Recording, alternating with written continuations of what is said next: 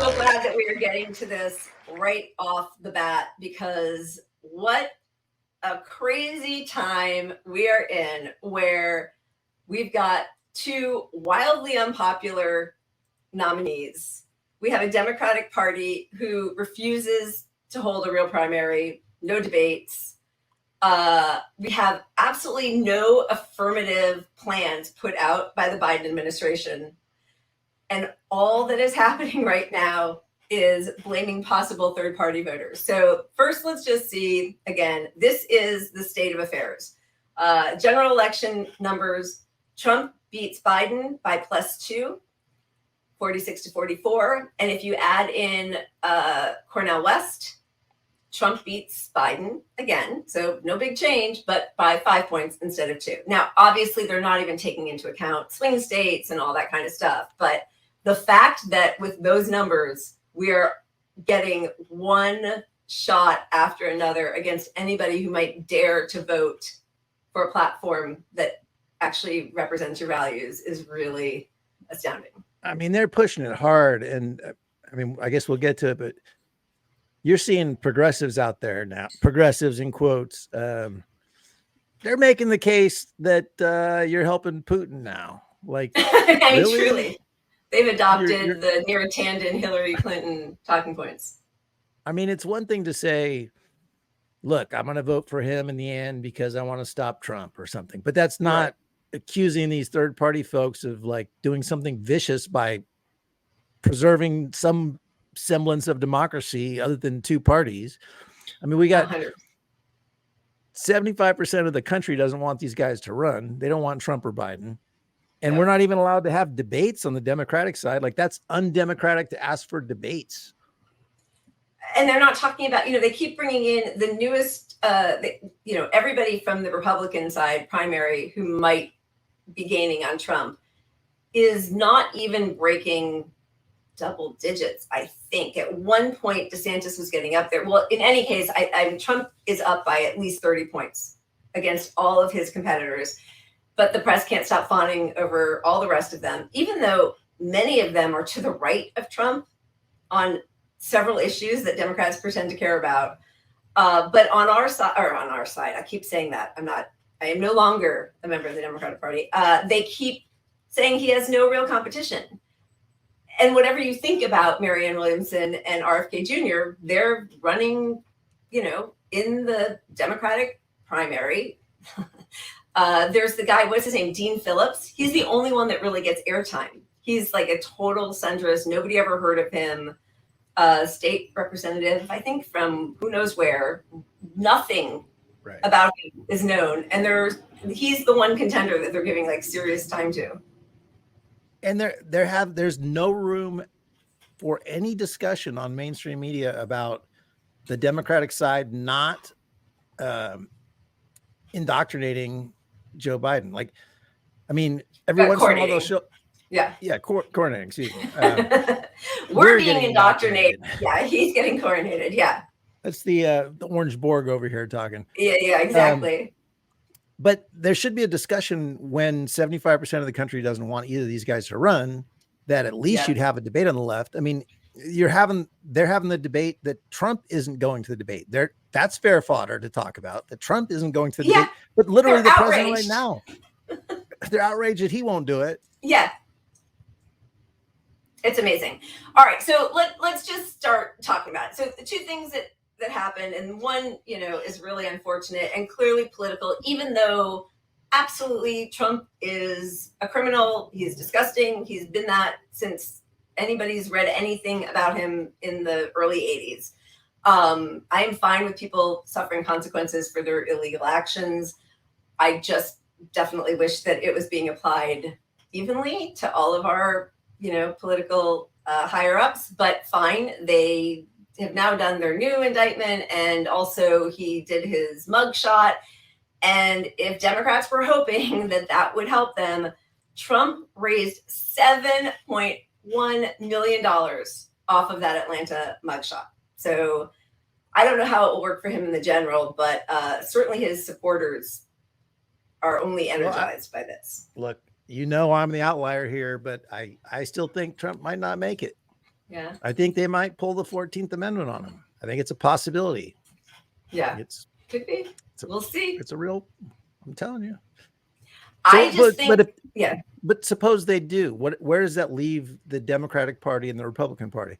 The Republican Party is going to be, their voters be way less enthusiastic for sure. Right. So that gives the Democrats the advantage. On the other hand, who is it going to be on the Republican side? Because if on the Republican side, that means some moderate-ish Republican comes out ahead,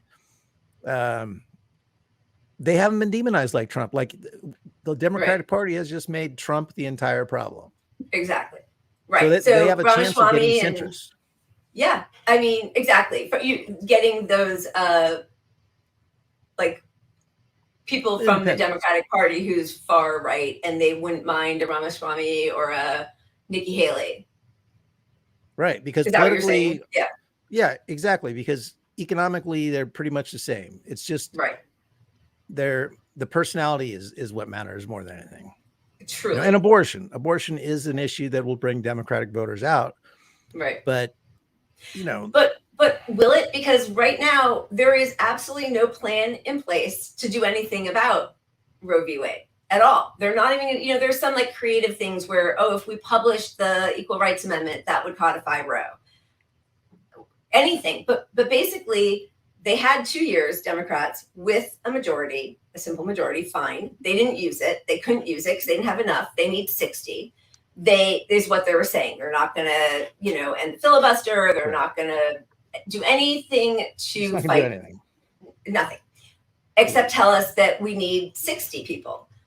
But they know that in this next election, there is no chance of having 60 people in the Senate. So basically what they're saying is, even if you elect Biden, nothing is going to change because he's powerless to do anything unless he has 60 in the Senate. So how is that compelling for anybody? It's unbelievable. It's a 12-year plan. All right. So in the midst of all of this, because there's no offering of any, again, affirmative policies, what they're going to do to fight for us, the big thing, and this is what they always do, is they trot Bernie out to be the cudgel against the left wing of the party. So this was the headline: Sanders hits at Cornel West over criticism of Biden. There's a real question whether democracy is going to remain in the United States of America, Sanders said, which, of course, as we know, when you don't even have a Democratic primary, when you sue to remove Green Party people from the ballot, not much of a democracy anyway. I will say, and we're about to watch the clip, it wasn't as stark as that. I mean, the headline is misleading because it really makes it seem like he had it out for Cornel West. It's not how it played out. I'm sure you've all seen this, but we have a series of clips that we just kind of want to show you where we're headed. All right, so this is Bernie hitting out. Is a close ally of yours. He is running a third-party campaign for president. He recently criticized you for endorsing President Biden's reelection. Listen to what he said. I love the brother, and you even in love, people have deep disagreements about these things. But I think, again, he's fearful of the neo-fascism of Trump. People look at Biden, they don't really want to tell the full truth. He's created the best economy that we can get. Is this the best that we can get? You're going to tell that lie to the people just for Biden to win? What's your reaction to that? Well, my reaction is that certainly it's not the best economy that we can create. That was what my speech was about yesterday. We've got to join the rest of the industrialized world, guarantee health care to all. We've got to cut the cost of prescription drugs in half. We've got to raise the minimum wage to at least $17 an hour. We've got to build the affordable housing we desperately need.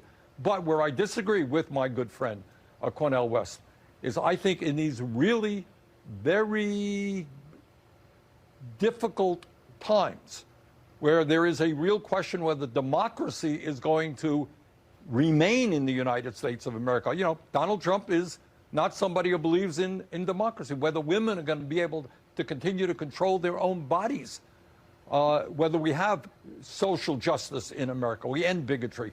Around that, I think we have got to bring the entire progressive community to defeat Trump or whoever the Republican nominee will be. support Biden, but at the same time, which is what I did yesterday, is demand that the Democratic Party, not just Biden, have the guts to take on corporate greed and the massive levels of income and wealth inequality that we see today. That's I'm sorry, depressing.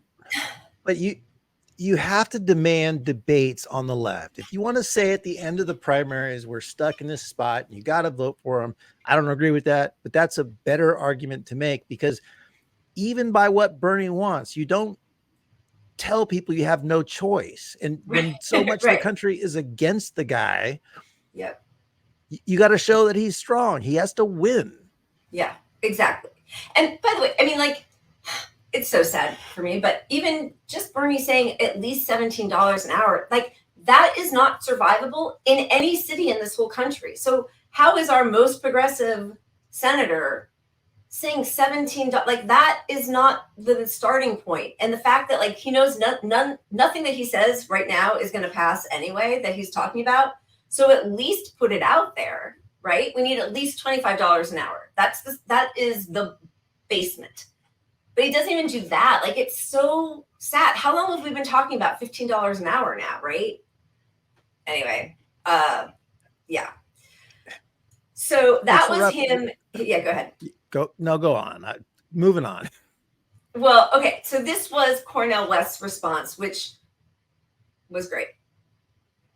That Brother Bernie's being consistent. You know, he said that all along, and I can understand the argument. I think it's a plausible argument. I just don't think it's a persuasive one. I think that the argument he's making means that there's never any possibility for breaking from the corporate duopoly. There's never any possibility of trying to speak to the needs of poor and working people. I'm fresh from Mississippi, as you all probably know, there in Rankin County with Brother Jenkins and Brother Parker. I was there, the precious mother of Jenkins, Mary, and those lawyers down there, Brother Malik and Brother Trent. They're dealing with issues that the Democratic Party won't touch, which is issues of poverty and intense police brutality. And we haven't even got to the military adventurism abroad. So I think in many ways, Brother Bernie's making a plausible argument, but I think deep down in his heart, he knows that the Democratic Party has no fundamental intention of speaking to the needs of poor people and working people. They are dominated by their corporate wing.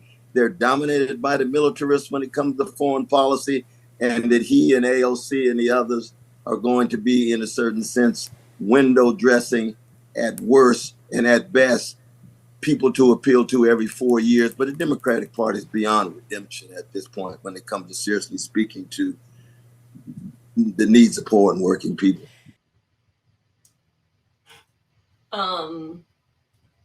So that's a great response. I mean, he nailed it. The Democratic Party is never going to represent the needs of the poor and working class anymore. We're beyond that. It's neoliberalism and corporatism and all the donors, and the donors are global national corporations. They don't even care. They're not even like U.S. interest only corporations. I mean, we're talking about, like, you know, NAFTA a few years ago, or no, not NAFTA, the TPP. TPP. I'm down with that TPP. That fight was if Obama got TPP through as they wanted it, these global corporations could have controlled U.S. legislation. They could have made it illegal for us anyway. But yeah, but that's what the fight continues for. Yeah. Well, and I know that, like, even like the UAW is getting pressure from much more heavily unionized countries like Italy and France, because no car is made in one place entirely, right? So, like, parts that are made there, if they get everything they want, that the union is saying that they want, then that will affect workers in Italy. And so they're getting pressure, and the Biden administration is getting pressure from, as you said, these international corporations that stand to lose some of their money when our people do better. So it is 100% exactly what you said, all about this sort of class solidarity from the CEO class. Yeah, I mean, we're talking about policy that only benefits 1 or 2% of the country. we're not even talking about the rich anymore. We're talking about just, I mean, our government is so owned that we can't get shit that benefits anyone on any level through anymore. And so if you think, well, not this election, we'll just have to wait till the next one. This one's too important. We're beyond that. We can't rely on any institutional support on any level. Well, and also just as a bit of a reminder about how important this election is, this is a little bit of a refresher. Most important election of our lifetime. The stakes are high.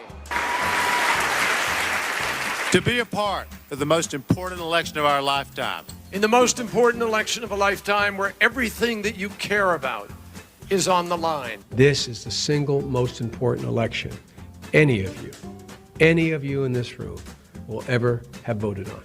That's why this election could not be more important. This election is the most important election of our lifetime. It's not an exaggeration to suggest that this is the most important election anyone in this room will ever participate in. I can't think of a time in my lifetime when this country has faced a more important election.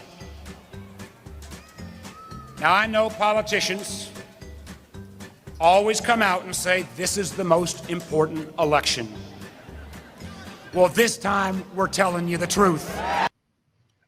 This time we're telling you the truth. This time we're telling you the truth, which either means they're totally copping to the fact that they lie all the time, which of course they are, but also that the strategy of always voting for the lesser evil has only made things, if this is even worse than it was then, which I'm not prepared to admit, but if it is, it's because the strategy of just nominating the slightly to the left of the horrific right winger is clearly not working. Well, I mean, the main reason 2020 was the most important election of our lifetime, as far as I can think of, is abortion, right? Wasn't that the biggest thing that the Republican side? They said then, yeah. Well, we lost it under Biden. So if it was the most important election, what the fuck? So done, bye. Keep going. And we just need the climate's 60. at stake. So Democrats keep approving more oil permits than the Republican Party did. So if it was the most important election because the climate mattered so much, why did Democrats keep exacerbating the problem instead of solving any of it? Exactly. So, should we show the crystal ball? Yeah, let's stick with the same network, right? No, this is their own. They have their own deal. So this is from Breaking Point. This is Crystal Ball, who's a big Bernie person, and now she is a big Marianne Williamson person, talking about how Bernie is hitting Cornel West. Dr. West, who I love, admire, respect, whose politics I almost wholly and completely share. I think effectively the only thing that his campaign will accomplish is, number one, helping to reelect Donald Trump, and number two, hurting the left. Because ultimately, there's just a poll that came out that showed Biden and Trump basically tied in a head-to-head. You throw Cornel West in, and Trump is winning by like 5 points. And the margin is just exactly the amount that Dr. West takes away from Joe Biden. Now, listen, it's fully on Joe Biden that he needs to do more to appeal to potential Cornel West voters. But let's live in the land of reality of how this is going to work out. They're not going to do that. Dr. West will take some percentage, relatively small percentage, away from the Democratic total, and it makes it easier for Donald Trump to get elected. So if your priority is reelecting a Democrat, and if you believe, as I do, that Donald Trump and Joe Biden are not equivalent, that Joe Biden has been better in particular on economics, but also with things like the withdrawal from Afghanistan, then yeah, I think a third party effort makes it more likely that Donald Trump gets reelected. And the reason why I say I think it will ultimately also hurt the left wing and left principles, if that's what you care about, is we have the model of 2016. Look, the theory in 2016 with Jill Stein was if we withhold our votes from the Democrats, and that's going to force them to the table, we're going to have a voice in the room, they're going to have to come to our side. No, that's not what they did. Instead, they demonized anyone who would have even considered Jill Stein. They used it to demonize the left. They used it to undercut any sort of leftward push. And so while I would love to imagine that theory of the case would work out, we've seen the reality, and that is not what happens. Now, the place where I profoundly disagree with Bernie Sanders is on his orientation towards the Democratic primary. And there's another section of this where he gets asked specifically about the Democratic primary, and he says, No, I think we need to unify behind Joe Biden because that will be what helps to defeat Donald Trump. Well, that's exactly the argument that was used against Bernie Sanders himself. Yes. Both in 2016 and again in 2020. Okay. It's such a logic problem here. Yeah, total logic problem, because yes, that is the tactic. That is what happened. They demonized Bernie. They demonized Jill Stein voters. They demonized the left. But that was one election. And in all the other elections, we have done what she's advising and voted blue no matter who, and the left still gets nothing. So one way, actually, the left could possibly demand something for their vote, or say, we're not voting for you, and if you don't need us, great, we're going elsewhere, possibly get the Green Party up to 5%, and do something a little different. Would it wake people up? I don't know. But if we could possibly get a third party, a fourth party, like we should have 8 parties. What we need is for more people to see the reality one way or another, because what happens is when Dems win, the party goes to the right. When Dems lose, the party goes to the right. Our government just keeps going to the right. So pretending everything is just okay, or being quiet so you get this guy through the election. And then, of course, it's midterms. It's the same bullshit. Don't talk up. It's midterms. We got all get behind the Democrats in the midterms because democracy's on the line. We need more senators. It's not the president helping Trump. Yeah, exactly. The president, all of a sudden, the president can't do anything when it's the midterms. It's not the president. Yeah. He needs other people. But the point is, either way, in 2016, we lost. So they blamed progressives and went right. Right. 2020, we won. What's their excuse for not going left? They're reaching across the aisle because they need a strong Republican Party, and there's some good Republicans. I mean, when has anybody in power ever said we need a strong left wing of the Democratic Party? They're always talking about how we need a strong. Sorry, go ahead. I keep interrupting you. Go ahead. No, but I mean, you're right. I mean, but what we need is reality. The only thing that can help us is reality of more Americans waking up to realizing our government can't help us. The Democratic Party is a fucking shithole. They're not doing anything for us whatsoever. Yep. So you don't get that by glossing over facts. You need a debate. You need third party primary challengers. You need people outraged. And if you're just going to go along with the lesser evil, you're not as outraged as you should be. That's right. Because you're basically all of the people who were outraged by Trump and said that they could sleep better once he was out, and the kids in the cages, and possibly World War III, and climate, and police, and they all have BLM in their handles or whatever the hell, totally silent on Biden. Totally. You know, there was that passage that I don't even know if we ended up sharing it, but we were going to the David Sedaris one where he's like, I can finally go back to sleep now. Like, he actually was the go back to brunch meme. Like, I don't even look at the newspaper. Everything's fine. It's not fine, right? We know Biden's more drilling. Biden is more money to cops, more money to the Pentagon. Biden is deporting more people. The kids are still in cages, like everything that people pretended to care about. And so now, because they can't even really talk about Roe anymore, the one thing they talk about are trans rights. That's it. And by the way, as soon as it's not convenient for Democrats to slap a rainbow flag on one of their stupid products, they will kiss that group goodbye also, just as they've done with every other group that has been begging them for help for years. The base? Look at that. They're losing the base. I mean, the alleged support base, among Black base. voters. 91% in 2020. Biden had 91% support from Black voters, and Trump had 8%. Now in 2023, Biden dropped 30 points to 61% support among Black voters, and Trump went up to 20%. I think that's the highest percentage a Republican has enjoyed from Black voters in decades. Losing 30% of the Black vote to a party that wants to ban critical race theory and is running on wiping the books of Black history. Yeah. Yep. Just as a reminder, this is somebody I used to really admire. You had the Democratic candidate running for something and the Republican candidate. historically, Vermont had been a Republican state, moderate Republican, not right-wing, and then Democrats, and then we had a third party. And what would happen is debate after debate, television program after television program, the progressive third party people would in fact get the best response from the audiences. And people would say, you know, you guys make a lot of sense. And then you go up to them and say, you're going to vote for us? And they say, oh, of course we're not going to vote for you. You can't win.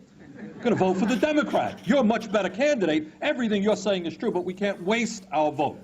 Waste our vote was the expression. So if there's any term that drives me crazy, is this quote-unquote waste our vote. Now, my own view, and it has been my view for many, many years, is that what we need in this country is what Jackson calls a rainbow coalition. But it has to be done outside of the Democratic Party.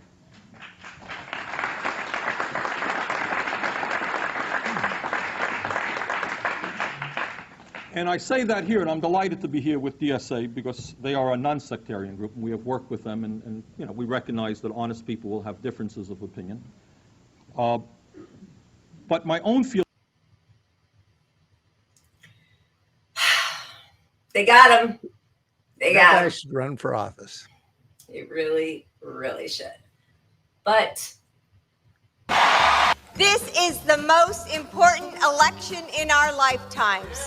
When we vote in this election, we'll be 2004. deciding what kind of country we want to live in. I really believe it's the most important election of our lifetimes because we've never had a clearer choice. There are only now 7 days left in the most important election of our lifetimes. Voice is important, it matters, and this is one of the most important elections of our lifetime. Hyperbole. This election is bigger than politics. This is the most important election you have ever voted in, no matter how old or young you are. The real. ugh, I can't. All right. Should we move on? I don't know. What do you I think? do want to, as much as I don't like Sager or Cigar. Or Oh, whatever, oh yeah. Sagar. let's show yeah. his response, because here's a right winger. Who I think probably would have voted for Bernie, honestly. For This Bernie. is him replying to Population of vote blue no matter who I've ever heard. I think it's a bit odd because Bernie, nobody asked him or AOC or any of these other people to step in so early and affirmatively endorse Biden. He never did any of that back in 2020.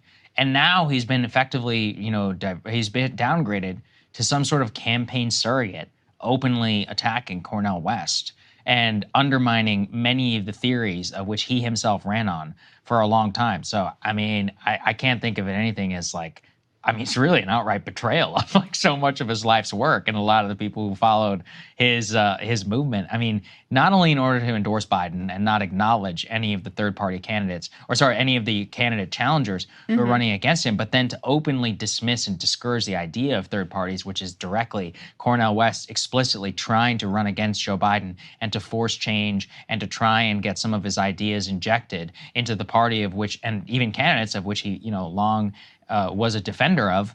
That is literally the definition of democracy. So Bernie's saying that he's endorsing Biden or whatever because of democracy, but also kind of openly trashing the idea of democracy itself by running against Biden. That doesn't make any sense. So there's two pieces of this. ugh, whatever to her. First time I've ever agreed with Sagar, but I do. And I don't want to be one of these guys that insults other newscasters, but goddamn, Crystal has been such dog shit lately. Did I just insult her? I just, you know, there are different ways to use your voice, and you can use your voice to hit out at the people in power, to punch up, right? You say, hey, you want to bring back Black voters, you want to bring back young voters, you know, cancel student debt. You want women, you know, like, don't give more money to cops, codify Roe. You need to make sure that we have a $25 minimum wage. Call out CEO greed. Do anything to show you're fighting for the working class and your base. And instead, I'm sorry, but to use your platform to berate anybody who is trying to, you know, we have so little power in this country. The one power that we have, not really. I mean, there's so many more things we can do. Obviously, strikes and, you know, activism and all. But like voting for the person who actually is putting forward a platform that aligns with your values, I can't imagine shaming people for that. And I just go back to the same thing I said a second ago, but like, if that's your position, you think it's a black and white choice at the end of the day, wait till the fucking primaries are over, at least demand a debate, and then say, we took a look, we had our guys. Wait till it's settled and it's Biden and West and Trump, and see how they're polling then, if that's the case. But to do all that now, to just shut down all discussion, is totally the opposite of what Bernie has run on his entire life. It's really disappointing. And because, again, as you said, you can always in the end be like, hey, listen, we did it, we tried. Like, it's never going to weaken Biden to make him. And actually, this is what I don't understand. We all know that he's a liar, right? So, like, why isn't he at least saying, I'm going to fight for a $25 minimum wage? I'm going to, like, at least say the words. They're not even trying. And the left flank of the party isn't leveraging any power to try to force him to do anything, to withhold their, and then to withhold their support. All of the unions, except for UAW, to come out a year and a half early. I don't know. It's just really depressing. Yeah, I mean, Bernie could be out there demanding stuff like he used to do. Like, hey, I'll support him if, X, Y, Z. And then you get to have this moment before the primary's over, before the general election, where Bernie goes, you know what? He did this guy got promises on this. He pledged his support for this. It's all bullshit, but at least he's on record saying something more on our side politically that puts a little bit more pressure on him to actually follow through.